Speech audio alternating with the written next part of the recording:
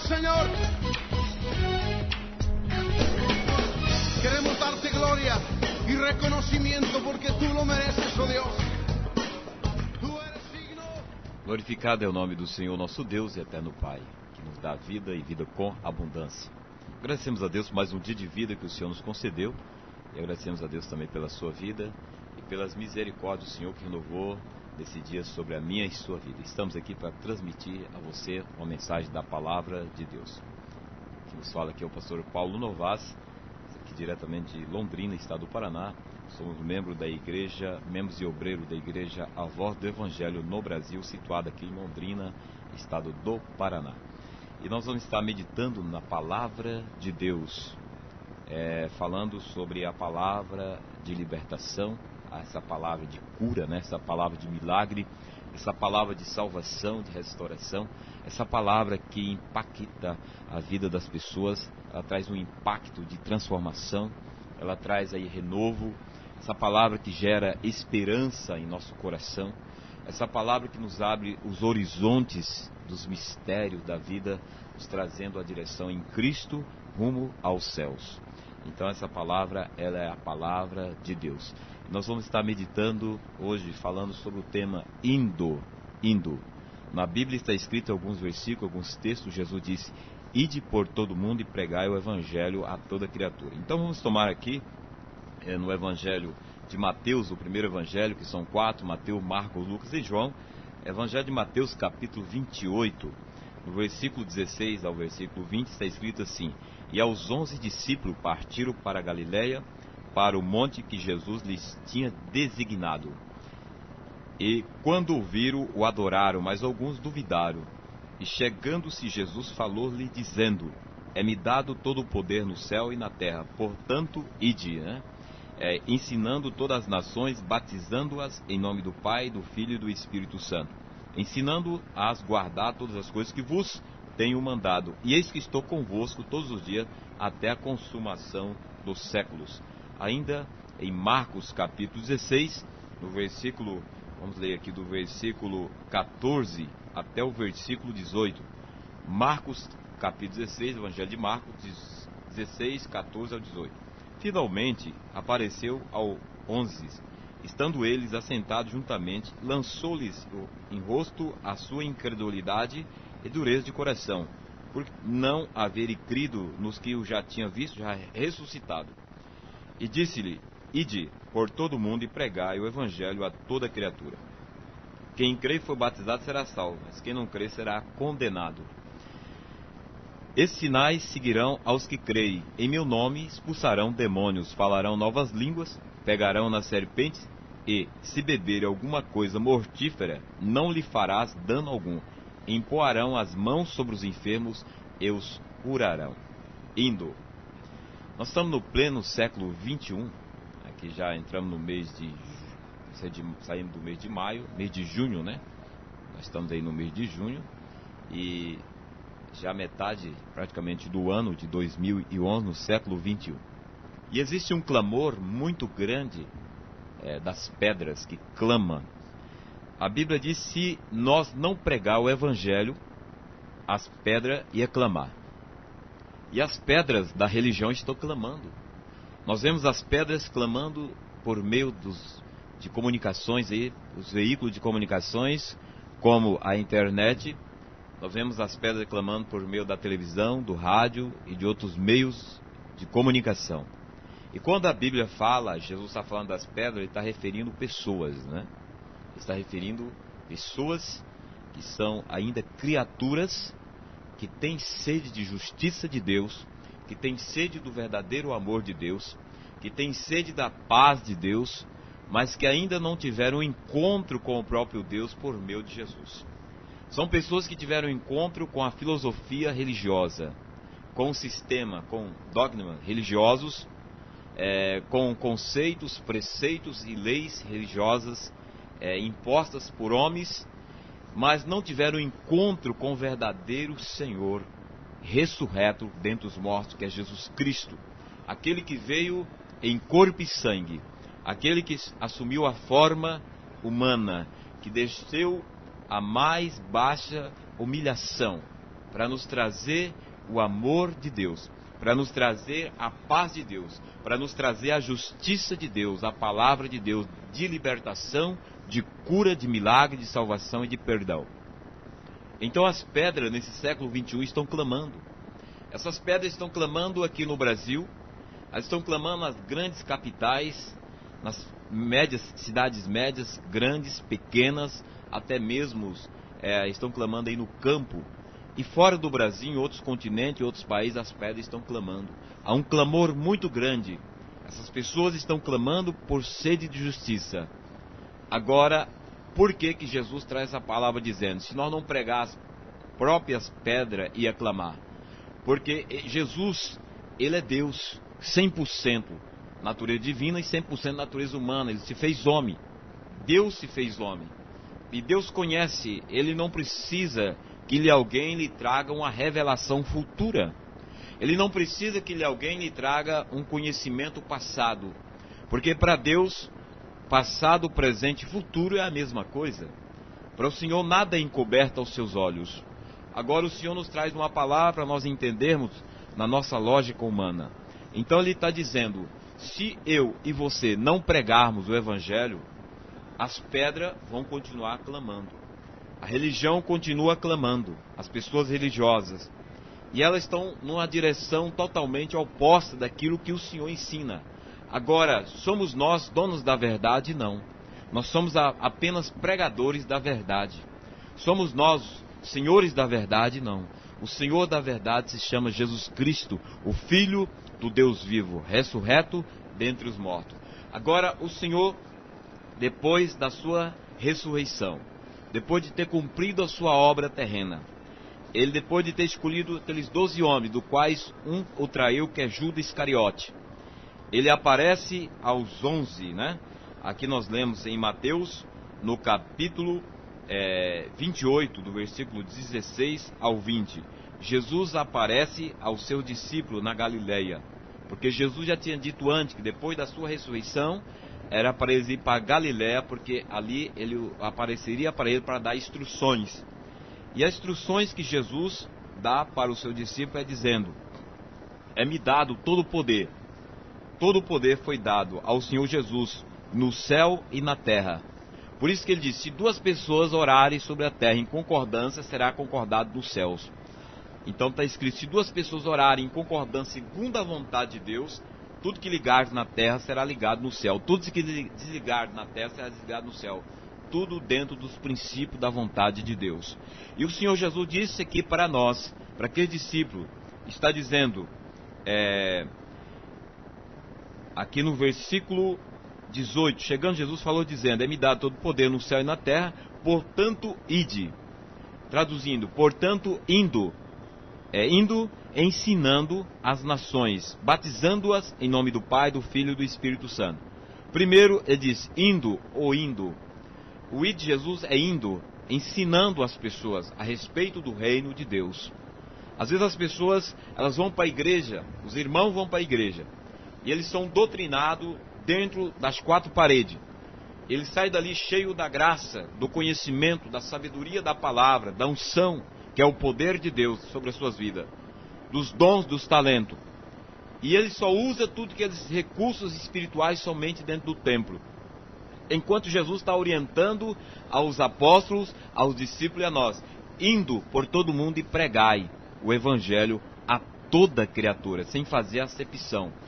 Paulo vem e diz, prega o evangelho em tempo ou fora de tempo. Agora a pergunta é, quem que é a igreja do Senhor?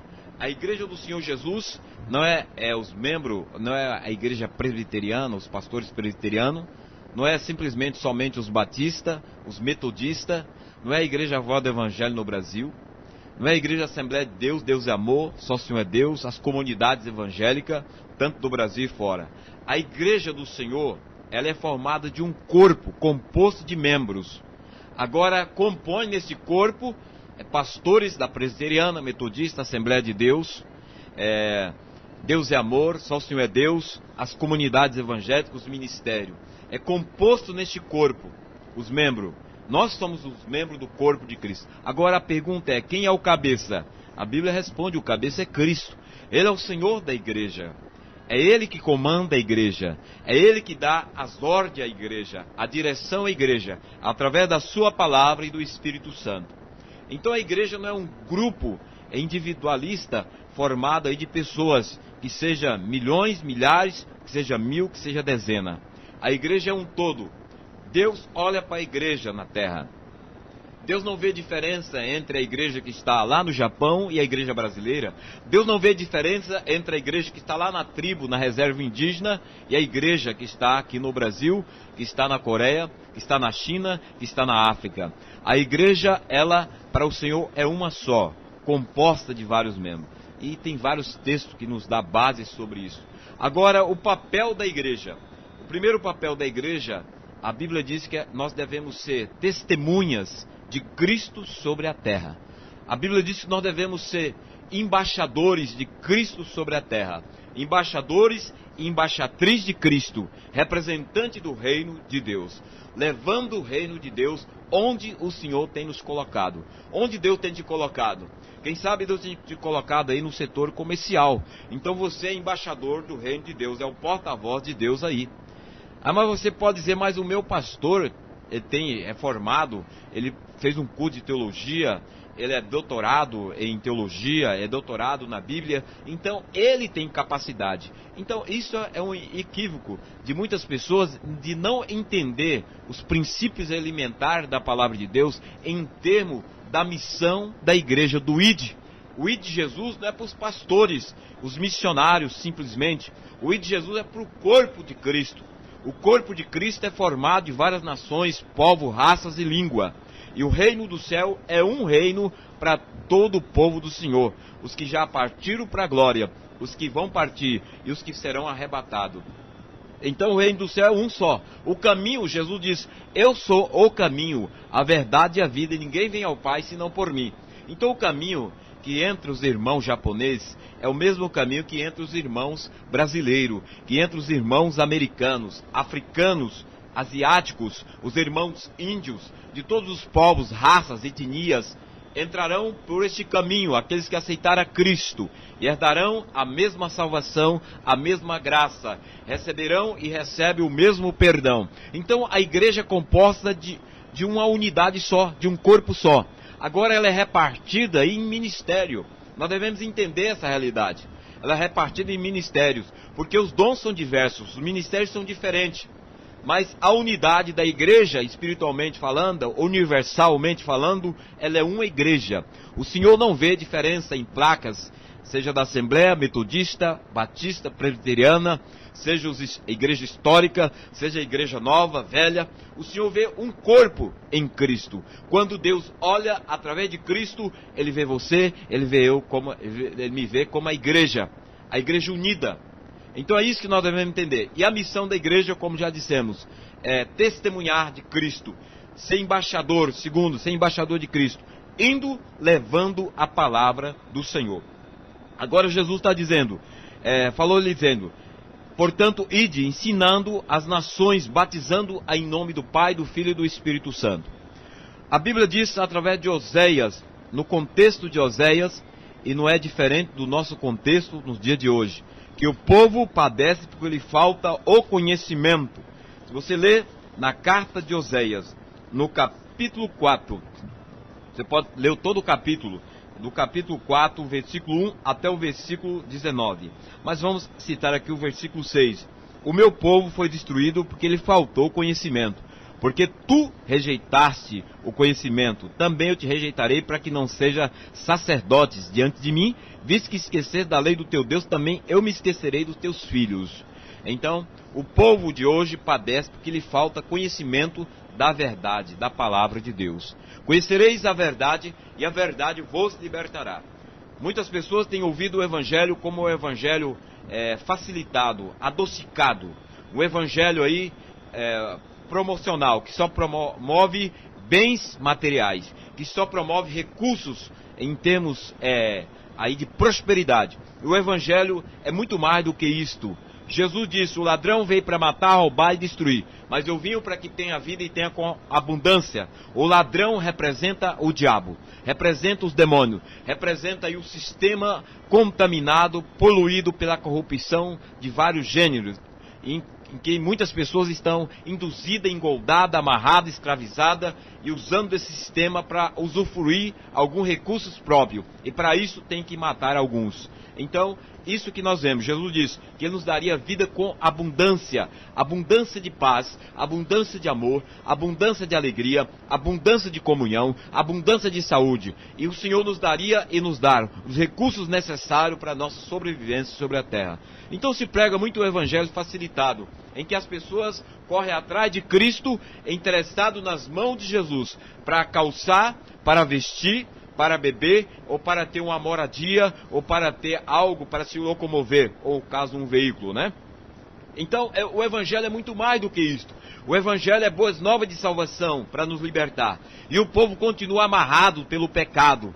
E o diabo, ele se alimenta de todo tipo de pecado, porque ele é o pai do pecado. Está escrito em Romanos capítulo 3, versículo 23. Porque todos pecaram, desde a queda de Adão e Eva, até os nossos dias. Todos continuam pecando e carecem da glória de Deus. Está escrito também que o salário do pecado é a morte. Na carta de Romanos, capítulo 6, versículo 23. Porque o salário do pecado é a morte, mas o dom gratuito de Deus é a vida eterna em Cristo Jesus. Então, nós temos que anunciar a verdade. E a verdade liberta. Jesus diz: erreis não conhecendo as Escrituras e nem o poder de Deus. Agora tem muitos que conhecem as Escrituras em termos teológicos, conhece as Escrituras em termos teóricos, mas não conhece o poder de Deus, não tem experimentado ou vivido o poder de libertação de Deus. O que é o poder de Deus? O poder de Deus liberta as pessoas da escravidão do pecado. Não adianta a pessoa ser curada simplesmente de um câncer, de uma AIDS, ou levantar de uma cama porque está paraplégica, paralítico, e continuar amarrado no pecado e morrer no pecado, e a sua alma ir para o inferno. Porque Jesus diz que uma alma vale mais do que o mundo inteiro. Então a salvação, ela é completa. Primeiro, a salvação da alma, da pessoa, a libertação. As demais coisas é complemento. O Senhor Jesus disse que os sinais acompanhariam aqueles que crescem. E nós cremos nos sinais. E nós recebemos do Senhor a cura, a libertação, o milagre. É isso que as pessoas precisam nesse pleno século 21, em que as pedras estão clamando. Você que está nos ouvindo através desse vídeo, você que é pastor, você tem que ter, e eu tenho que ter como pastor, uma visão fora das quatro paredes. Tem muitos obreiros, pastores, reverendo, bispo, apóstolos e muitos servos de Deus que estão diante dos rebanhos e passam uma mensagem, não uma mensagem além das quatro paredes, uma mensagem centralizada simplesmente dentro das quatro paredes. E as pessoas, elas ficam camufladas somente dentro das quatro paredes. Jesus chamou Pedro e disse: vinde, Pedro, porque Pedro era um pescador de peixe. Jesus disse: vinde, eu vos farei pescador de almas de homem. Mas Jesus, por que Jesus usou esse termo? Porque Pedro entendia de pesca de peixe. Pedro entendia do tempo, quando estava bom ou quando não estava bom para pescar. Pedro entendia do mar. Pedro entendia de tudo, ele era professor, era mestre em pesca. Agora Jesus diz: vinde, siga-me, porque vos farei pescador de homem. E Pedro se transformou um grande pescador de alma de homem, porque aprendeu com o mestre. Nós precisamos aprender com Cristo. Nós precisamos aprender com os apóstolos, onde foi fundamentada a igreja, lá em Jerusalém. Começando até lá, chegando até nós. Nós precisamos aprender com o Espírito Santo, que foi derramado sobre a vida dos apóstolos, em Atos capítulo 2, e o Espírito do Senhor desceu sobre ele, repartido em língua de fogo. Eles encheram eles de poder, de graça, de autoridade, e eles começaram em Jerusalém, Judéia, Samaria, até os confins da terra, e chegou até nós, brasileiros. Então esta é a visão que nós temos que passar para a igreja. Ensinar a igreja a evangelizar. O que é fazer missão? Missão não é simplesmente os homens e mulheres jovens que são preparados aí nos institutos, seminários, que são enviados para a África, para os Estados Unidos, para os continentes de outros países. Missões se começa dentro da nossa própria casa.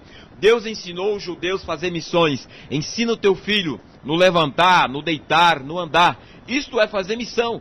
Agora vem o homem mais sábio entre os homens, humanamente falando, e disse: ensinai a criança no caminho que deve andar, porque quando chegar a ser velha, se desviar, ela volta ao caminho do Senhor. Aí você vai lá para a carta de Efésios, capítulo 6, o Senhor diz, através de Paulo: ensinai os vossos filhos, doutrinai-vos, criai-vos na disciplina, na demonstração do Senhor.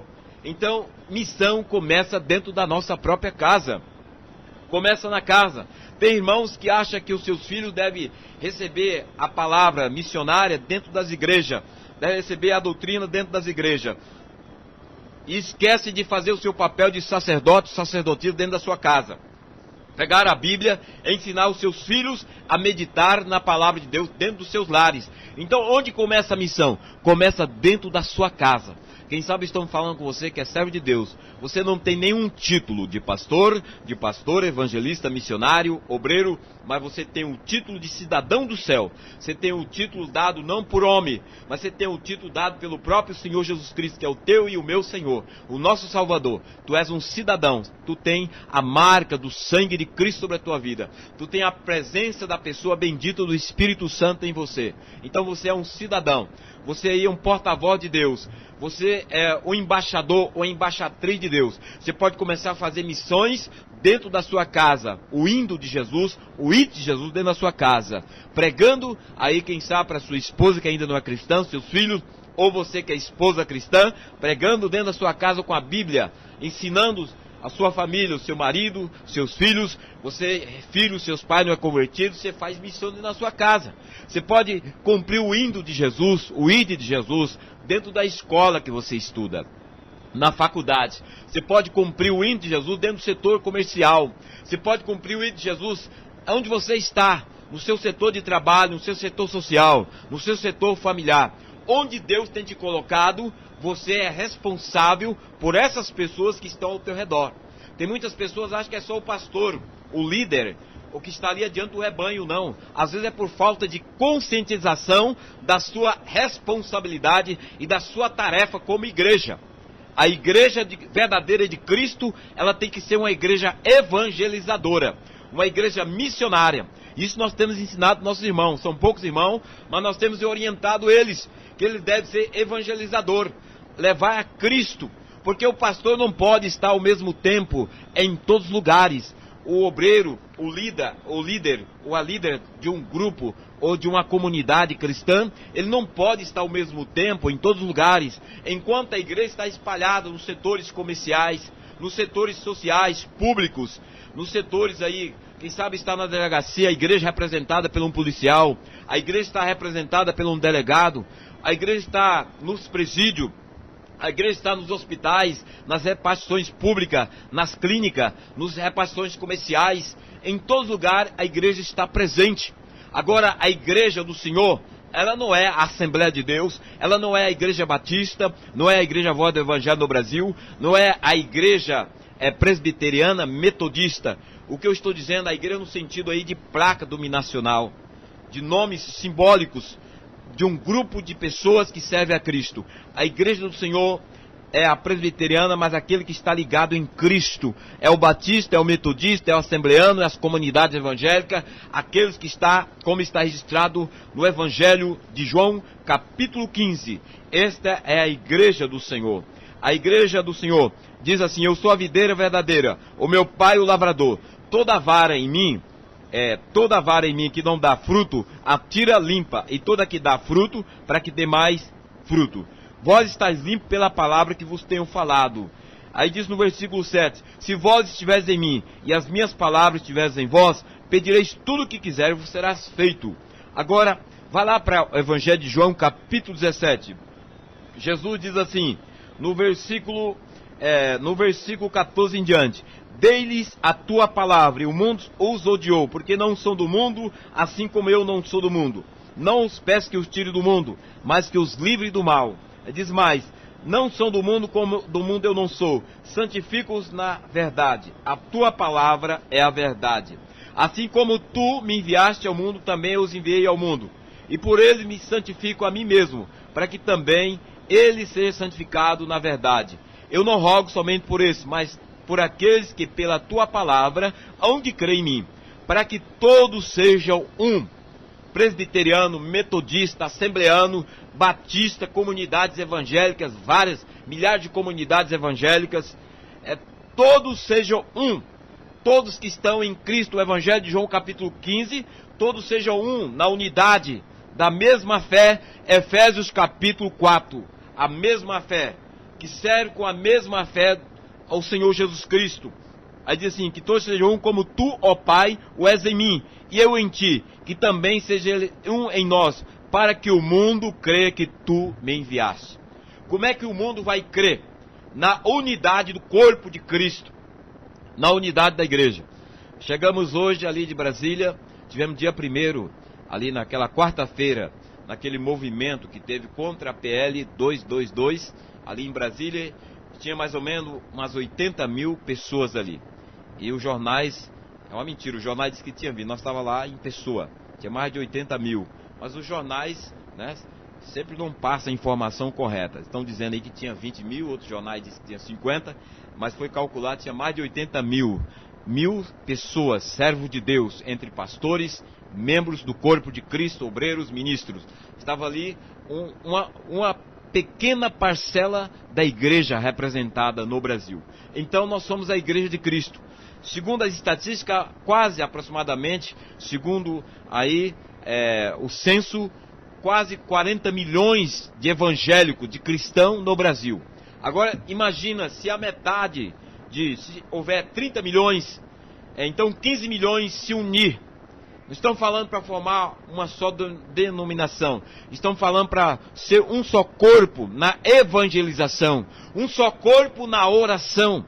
Se os pastores, nós pastores, reverendo, bispo, apóstolo, todos levar uma palavra para a igreja orar, para a igreja evangelizar onde ela está implantada, como já dissemos, nos setores de trabalho, na sociedade, onde a igreja está.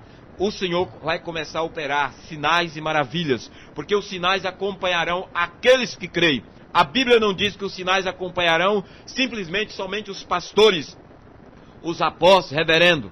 A Bíblia diz a todos, se não estava escrito, os sinais acompanharão somente os apóstolos, os pastores, os missionários, os evangelistas, a todo o corpo de Cristo. Agora nós vemos, como diz o ditado popular, um gato pingado de pessoas que manifestam os sinais. Por quê? São pouquíssimas pessoas que têm plena comunhão com Deus. São pouquíssimas pessoas que estão num processo de santificação. Muitas vezes estão na igreja uma multidão de pessoas, mas ao mesmo tempo estão aí se alimentando da mesa de Satanás, através do pecado, da luxúria e de outras coisas mais. Então a igreja é uma igreja separada. Jesus diz na sua oração sacerdotal que o mundo ia nos odiar. Não fique pensando você que há comunhão com as trevas, porque não há comunhão de trevas com luz e de luz com as trevas. Nós somos a luz do mundo, o sal da terra. Porque Cristo é a luz em nós. Cristo é o sal em nós. A palavra de Deus é a luz em nós. O Evangelho é a luz em nós. Então não fique pensando você que a comunhão entre luz e treva, isso é impossível e nunca vai acontecer. Porque Deus não compactua com as obras do diabo. Então quem é de Cristo é de Deus. Quem não é, não é de Deus. Mesmo que é criatura de Deus, mas ainda não é filho de Deus. Para ser filho precisa aceitar Cristo, arrepender dos pecados, converter-se ao Senhor, entregar sua vida a Cristo e viver num processo de santificação para ser participando do reino de Deus. Então Jesus quer que a igreja seja uma no sentido da mesma fé, do mesmo propósito. A igreja seja uma, a igreja cristã evangélica, comprada, redimida, lavada pelo sangue de Cristo. A igreja selada pelo Espírito Santo. A igreja que tem o Espírito de Deus, ela tem que ser uma. Quebrar esse tabu da separação, da divisão, esse tabu do orgulho, da soberba e da vaidade. Porque Jesus Cristo, ele é simples e humilde, mas ele é o soberano. E todo joelho se dobrará e toda língua o confessará como o Senhor. Agora, onde está a unidade da igreja? Está no amor. Quando nós compreendemos a dimensão deste amor incondicional, quando nós unimos no amor. Certo religioso chegou diante de Jesus e perguntou qual seria o grande mandamento da lei de Moisés. Mateus capítulo 22, versículo 34 em diante. até o 40, Jesus diz: primeiro, amarás o Senhor teu Deus de todo o teu coração, de toda a tua alma e de todo o teu entendimento. Amarás o Senhor teu Deus de toda a tua vida, de toda a tua expressão de alma, de sentimento e de toda a tua inteligência. Nós somos um povo inteligente, porque nós temos a inteligência de Deus, a fé de Deus em nossas vidas. Então ele diz: amarás o Senhor com a tua inteligência. E a inteligência para construir, para edificar, é se unir.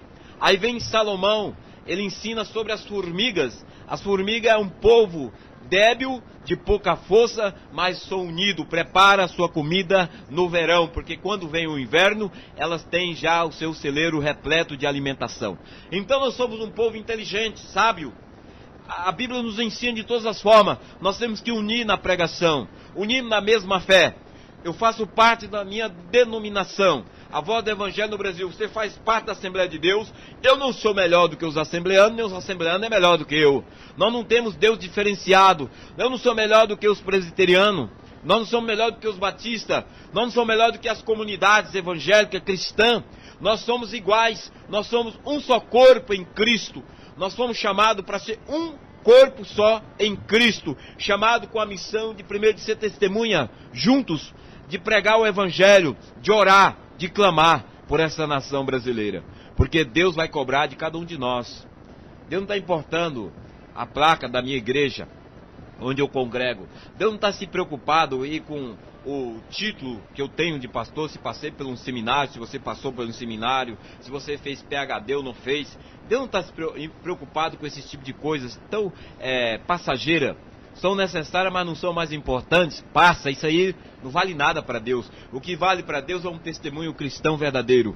Agora, se você foi chamado, passou por um colégio cristão, teológico, amém, porque Deus te chamou para isso, te capacitou para uma grande obra. Agora, se você não for chamado para passar pelo um colégio, não significa que você não seja útil e necessário no reino de Deus. Deus o chama, indo, pregando o Evangelho a toda criatura. Onde você está, leve a Cristo, leve a Jesus, leia a palavra de Deus, incentive as pessoas a ler a palavra de Deus, ore, precisa de orar, clamar ao Senhor, é o tempo, Deus está chamando, e que Deus te abençoe. Se essa mensagem te abençoou, repasse esse vídeo, quem sabe você está assistindo pelo YouTube, nós lançamos as mensagens pelo YouTube, repasse para um amigo, para um companheiro, e vamos divulgar a palavra de Deus. Fique todos na paz do Senhor Jesus. Amém.